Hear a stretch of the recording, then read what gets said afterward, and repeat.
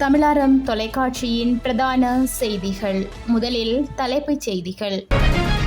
இலங்கையில் புதிதாக திருமண பந்தத்தில் இணைந்து கொண்டவர்களுக்கான முக்கிய செய்தி. நபரொருவரை அடையாளம் காண பொதுமக்களின் உதவியை நாடும் போலீசார். நாட்டில் பரவும் வைரஸ் தொடர்பில் பொதுமக்களுக்கு விடுக்கப்பட்டுள்ள எச்சரிக்கை. யாழ்ப்பாணம் கோட்டை பகுதியை சுற்றுலா பயணிகளுக்கு ஏற்றவாறு அமைக்க ஆலோசனை. அதிரடியாக குறைக்கப்படும் சமையல் எரிவாயுக்களின் விலை. நாட்டின் சில பகுதிகளில் உச்ச வெப்பநிலை தொடர்பில் விடுக்கப்பட்டுள்ள எச்சரிக்கை. கனடாவில் ஏதிலி அந்தஸ்து கோருவோருக்கு ஆபத்து, நாடு கடத்தப்படும் அபாயம். நாட்டில் ஒவ்வொருவரும் அரச அலுவலகங்கள் மற்றும் அரச வைத்தியசாலைகளில் சேவைகளை பெற்றுக்கொள்ள வேண்டிய சந்தர்ப்பம் ஏற்படுவது சாதாரண விடயமாகும். எனினும் அரச அலுவலகங்கள் மற்றும் அரச வைத்தியசாலைகளில் பின்பற்றப்படும் சில நடைமுறைகள் சிலருக்கு தெரிவதில்லை. இதன் காரணமாக சிலர் நடைமுறை சிக்கல்களையும் எதிர்கொள்கின்றனர். அதிலும் குறிப்பாக திருமணமானவர்கள், குழந்தை பெற்றுக்கொள்ள தயார் நிலையில் உள்ளவர்கள் பலர் நடைமுறை சிக்கல்களை எதிர்கொள்ளும் நிலைமைகள் காணப்படுகின்றன. அந்த வகையில் பார்க்கும்போது இலங்கையில் புதிதாக திருமணமானவர்கள் தாம் வசிக்க போகும் பிரதேசத்தின் எம்ஓச்சோயில் பதிவு செய்து கொள்வது அவசியமாகும். இதன் மூலம் குழந்தை பெற்றுக்கொள்ள தயாராக இருப்பவர்கள் குறைந்தபட்சம் தொடர்ந்து 3 மாதங்களுக்கு போலிக் அமிலம் வழங்கப்படும். இது கட்டாய நடைமுறையாக பார்க்கப்படுகிறது. அத்துடன் கருவுற்றவர்கள் இது தொடர்பில் 2 மாதம் பூர்த்தியாவதற்குள் தாம் வசிக்கும் பிரதேச குடும்பநல உத்தியோகஸ்தருக்கு அறிவிப்பதும் கட்டாயமாகும். இது தொடர்பில் தாம் வசிக்கும் குடும்பநல உத்தியோகஸ்தர் வழங்கும் அறிவுரைகளையும் வைத்திய பரிசோதனைகளையும் பின்பற்றி நடந்து கொள்வது மிகவும் அவசியமானதொன்றாகும்.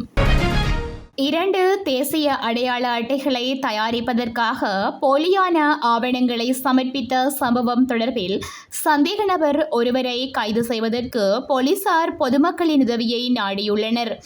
ஆட்பதிவு திணைக்களம் செய்த முறைப்பாட்டின் பிரகாரம் இவ்வாறு தெரிவிக்கப்பட்டுள்ளது. மேலும் போலீஸ் திணைக்கள அறிக்கையில் தெரிவிக்கப்பட்டுள்ளதாவது: ஆட்பதிவு திணைக்களம் செய்த முறைப்பாடு தொடர்பில் குற்றப்புலனாய்வு திணைக்களம் விசாரணைகளை ஆரம்பித்துள்ளது. அதன்படி விசாரணையில் கீழே குறிப்பிட்டுள்ள நபர் போலி ஆவணத்தை ஆட்பதிவு திணைக்களத்தில் சமர்ப்பித்துள்ளமை தெரியவந்துள்ளது. நீர்கொழும்பு 148 வெள்ள வீதியை சேர்ந்த பாவலகே ரஷ்மின் நுவன் என்பவர் மீதே குற்றச்சாட்டு தொடர்பில் விசாரணைகள் ஆரம்பிக்கப்பட்டுள்ளன.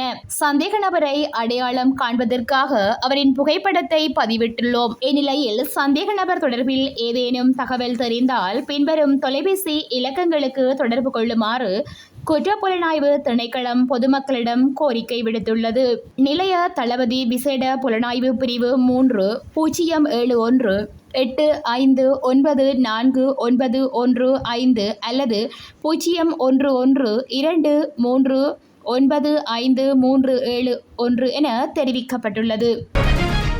நாடு முழுவதும் வேகமாக பரவி வரும் காய்ச்சல் ஒரு வைரஸ் என்பதால் மக்கள் குழுவாக கூடுவதை தவிர்க்குமாறு கேட்டுக்கொள்ளப்பட்டுள்ளது. குழுவாக இருக்கும் இடங்களில் முகக்கவசங்களை அணிந்து கொள்ளுமாறு அனுராதபுரம் போதனா வைத்தியசாலையின் வெளிநோயாளர் பிரிவின் பிரதம வைத்திய அதிகாரி ஹேமா வீரகோன் கேட்டுக்கொண்டுள்ளார். இந்த வைரஸ் சுவாச குழாயில் ஏற்படுவதால் இருமல், சளி, காய்ச்சல் மற்றும் உடல்வலி ஆகியவை முக்கிய அறிகுறிகள் என அவர் கூறியுள்ளார்.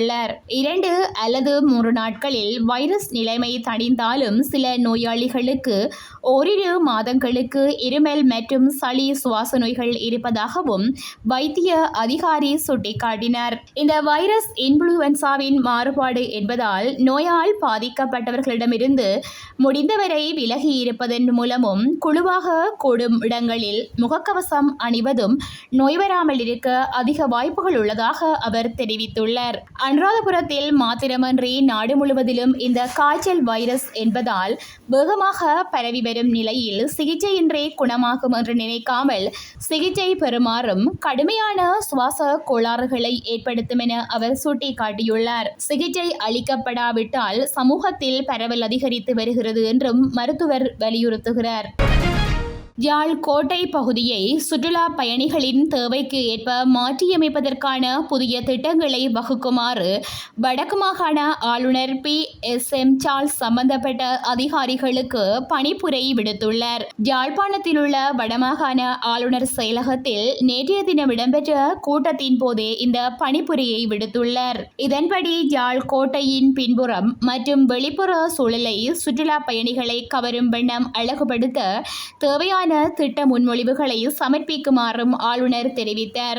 யாழ் மாநகர சபை, நகர அபிவிருத்தி அதிகார சபை மற்றும் தொல்பொருள் திணைக்களம் ஆகியன இணைந்து புதிய திட்டங்களை வடிவமைக்குமாறும் அதற்கான அனுமதியை மத்திய அமைச்சு மற்றும் துறைசார் திணைக்களங்களிடம் பெற்று அடுத்த நடவடிக்கையை மேற்கொள்ளுமாறும் அதிகாரிகளுக்கு அறிவுறுத்தினர். வரலாற்று சின்னமாக காணப்படும் கோட்டையை பாதுகாப்பதற்கும் அதனூடாக வருமானத்தை பெற்றுக் கொள்வதற்கும் ஏற்ற வகையில் புதிய திட்டங்கள் வடிவமைக்கப்பட வேண்டும். மேலும் யாழில் உள்ள ஏனைய சுற்றுலா இடங்களை அபிவிருத்தி செய்வது தொடர்பில் ஆராயுமாறும் ஆளுநர் தெரிவித்தார். இதேவேளை தொல்பொருள் திணைக்களமும் மத்திய கலாசார நிதியமும் மாகாண சபையுடன் இணைந்து செயற்படும் போது அதற்கான ஒத்துழைப்புகளை வழங்க முடியும் என வடக்கு மாகாண ஆளுநர் குறிப்பிட்டுள்ளார்.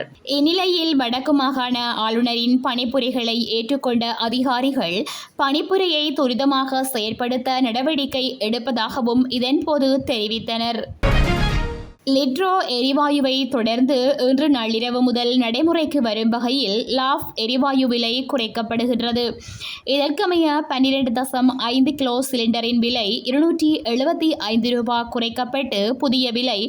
3840 என அறிவிக்கப்பட்டுள்ளது. மேலும் 5 கிலோ சிலிண்டரின் விலை ரூ. 110 குறைக்கப்பட்டு புதிய விலை ரூ. 1542 அறிவிக்கப்பட்டுள்ளது. இன்று முதல் நடைமுறைக்கு வரும் வகையில் லிட்ரோ உள்நாட்டு எரிவாயு சிலிண்டர்களின் விலையும் குறைக்கப்பட்டுள்ளதாக லிட்ரோ எரிவாயு நிறுவனத்தின் தலைவர் முதிதா பீரிஸ் தெரிவித்துள்ளார். அதன்படி ரூ. 4115 விற்பனை செய்யப்படும் 12.5 கிலோகிராம் எடையுடைய லிட்ரோ எரிவாயு சிலிண்டரின் புதிய விலை ரூ. 3940 ஆகும். இதேவேளை அத்துடன் 5 கிராம் நிறை கொண்ட லிட்ரோ எரிவாயு சிலிண்டருக்கு ரூ. 70 குறைக்கப்பட்டுள்ளதுடன் அதன் புதிய விலை ரூ. 1582 உள்ளது. மேலும் 2.3 கிலோகிராம் எடையுடைய லிட்ரோ சிலிண்டரின் விலை ரூ. 32 குறைக்கப்பட்டு அதன் புதிய விலை ரூ. 740 என அறிவிக்கப்பட்டுள்ளது. இந்நிலையில் எரிவாயு விலை கட்டணம் குறித்து லாஃப் சமையல் எரிவாயு நிறுவனம் இதுவரை எந்த தகவலையும் வெளியிடவில்லை என்பதும் குறிப்பிடத்தக்கது.